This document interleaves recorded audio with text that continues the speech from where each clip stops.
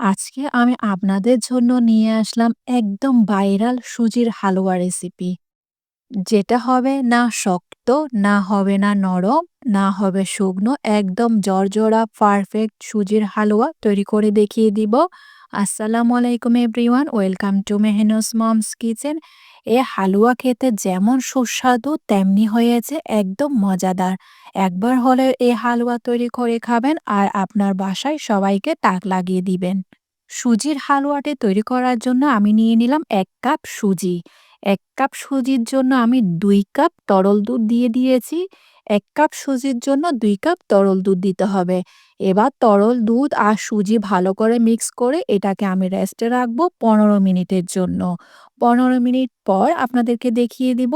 এবার একটি চুলায় পাত্র বসিয়ে ১ কাপ ঘি দিয়ে দিয়েছি। ঘিটি মেল্ট করে নিবেন, তাহলে ১ কাপের মতো হবে।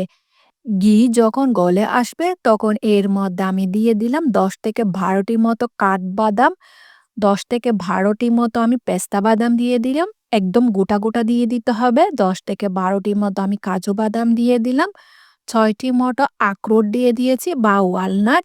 এবার সবগুলো ভালো করে চুলার আঁচ লোতে রেখে ভেজে নিতে হবে ঘিয়ের মধ্যে। বাদামগুলা যদি আমি টুকরা, টুকরা করে ঘিতে ভাজতে যেতাম তাহলে ঘি থেকে উঠাতে অনেক কষ্ট হয়ে যাবে। সেজন্য আমি গোটা, গোটা বাদাম ইউজ করেছি। ১ টেবিল স্পুনের মতো কিশমিশ দিয়ে দিলাম। কিশমিশ হতে বেশি সময় লাগবে না। কিশমিশ যখন ফুলে উঠবে তখন এগুলা ঘি থেকে আমি উঠিয়ে নিব। জাসরি দিয়ে বাদামগুলাকে উঠিয়ে আমি একটি প্লেটে রেখে দিব। যদি আমি বাদামগুলাকে টুকরো করে ভাজতে যেতাম তাহলে ঘিয়ের মধ্যে অনেক ময়লা থাকতো বা গুঁড়ো, গুঁড়ো বাদাম থেকে যেত। এই জন্যই আমি গোটা, গোটা বাদাম ভেজে নিয়েছি। এবার চুলায় একটি পাত্র বসিয়ে ১ কাপ চিনি দিয়ে দিলাম। তার সাথে দিয়ে দিয়েছি ১ কাপ পানি। ১ কাপ চিনির জন্য ১ কাপ পানি দিয়ে দিবেন। ১/২ টি-স্পুন দিয়ে দিয়েছি এলাচ গুঁড়া, ১/২ টি-স্পুন দিয়ে দিয়েছি আমি লবণ।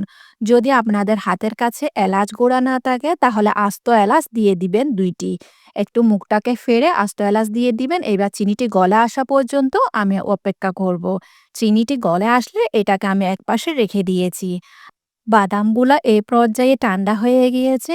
একটি চপিং বোর্ডে নিয়ে বাদামগুলাকে আমি ক্রাশ করে নিচ্ছি বা টুকরা করে নিচ্ছি। আপনারা আপনাদের পছন্দ মতো বাদামগুলাকে টুকরা করে নিবেন আপনাদের সুবিধা অনুযায়ী। আমি ছুরির সাহায্যে বাদামগুলাকে টুকরো, টুকরো করে কেটে নিয়েছি। কিছু আস্ত রেখেছিলাম উপর দিয়ে গার্নিশ করার জন্য। যেহেতু বাদামগুলা ভাজা অবস্থায় আছে তাহলে টুকরা করতে বেশি সময় লাগবে না। এবার ১৫ মিনিট পর সুজিটাকে আলতো হাতে ভালো করে নেড়ে দিয়েছি। সুজি ভিজিয়ে রাখার কারণে এ পর্যায়ে সুজিটা অনেকটাই নরম হয়ে গিয়েছে। এবার ঠান্ডা ঘিয়ের মধ্যে আমি এই সুজিটি ঢেলে দিয়েছি। এবার চুলার আঁচ জ্বালিয়ে দিব।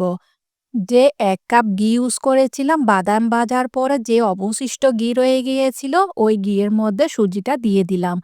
চুলার আঁচ লোতে রেখে অনবরত কন্টিনিউয়াসলি এই সুজিটাকে নাড়তে হবে। নাড়তে, নাড়তে দেখবেন সুজি যখন দলা পেকে আসছে তখনই চুলার আঁচ কিন্তু লো করে দিবেন। এখানে নিচের তলানিতে লাগার কোনো রকম সম্ভাবনা নেই যেহেতু এখানে প্রচুর পরিমাণের ঘি আছে। ভালো করে ঘিতে এই সুজিটাকে ভেজে নিতে হবে ৫ থেকে ১০ মিনিটের জন্য। সুজি এ পর্যায়ে একদম ভাজা, ভাজা হয়ে গিয়েছে তখন এর মধ্যে আমি দিয়ে দিলাম সেই তৈরি করে রাখা চিনির সিরাপটি। চিনির সিরাপ দিয়ে ভালো করে এবার মিক্স করে নিতে হবে। চুলার আঁচ কিন্তু মিডিয়ামে রাখবেন। অনবরত স্প্যাচুলার সাহায্যে ভালো করে নাড়তে থাকবেন। নাড়তে, নাড়তে আপনাদের কাছে আমার একটাই রিকোয়েস্ট, যদি আমার রেসিপি ভালো লেগে থাকে তাহলে ফ্রেন্ডস অ্যান্ড ফ্যামিলির সাথে অবশ্যই শেয়ার করবেন।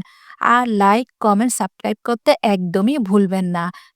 সুজির হালুয়া তৈরি হতে বেশি সময় লাগে না। নাড়তে, নাড়তে সুজিটি এই পর্যায়ে হালুয়া ফর্মে চলে এসেছে। কন্টিনিউয়াসলি নাড়তে থাকবেন।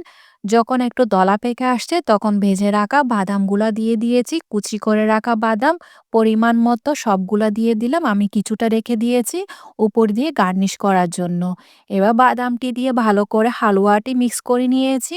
মিক্স করতে, করতে যখনই দেখবেন ঘি ছেড়ে আসছে প্যানের গায়ে, আপনাদেরকে দেখিয়ে দিলাম জুম করে, ঘি উপর দিয়ে ভেসে এসেছে, তখনই বুঝে নিতে হবে আমার হালুয়া একদমই পারফেক্ট রেডি হয়ে গিয়েছে।